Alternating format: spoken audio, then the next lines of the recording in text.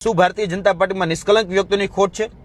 કહેવાતી જે cadre base party અને સ્વઘોષિત રીતે દુનિયાની સૌથી જે મોટી પાર્ટી છે એની અંદર જે પદ આપવામાં આવે છે એ પદ ક્યાંક ને ક્યાંક જે ભ્રષ્ટાચારીઓ છે, જે કૌભાંડીઓ છે, જેને લાખો વિદ્યાર્થીઓના ભવિષ્ય સાથે ચેડા કર્યા છે એવા માફિયાઓને પદ આપવામાં આવે છે।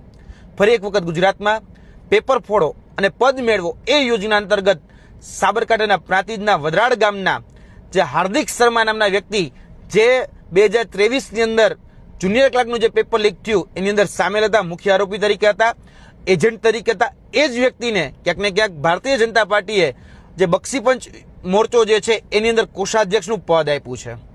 કહેવાતી જે કેડર બેઝ પાર્ટી છે, કહેવાતી જે વિશ્વની સૌથી મોટી પાર્ટી જે છે સ્વઘોષિત રીતે જે કહે છે અને દરેક વખતે બણગા ફૂકે છે કે અમે કોઈ ચમરબંધીને છોડતા નથી, એ દરેક ચમરબંધીને પકડી અને ભારતીય જનતા પાર્ટી છે એ પદ આપવાનું કામ કરે છે।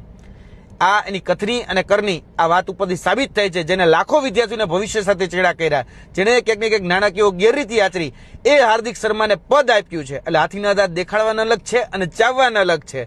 ક્યાંક ને ક્યાંક એની કથની અને કરીમાં જમીન આસમાનનો ફરક છે, આ વાત ઉપર સિદ્ધ થાય છે। ફરી એક વખત આ ઘટના સામે આવી છે, જોઈએ છે કેવા એક્શન લેવાય છે। જય હિન્દ, જય ભારત।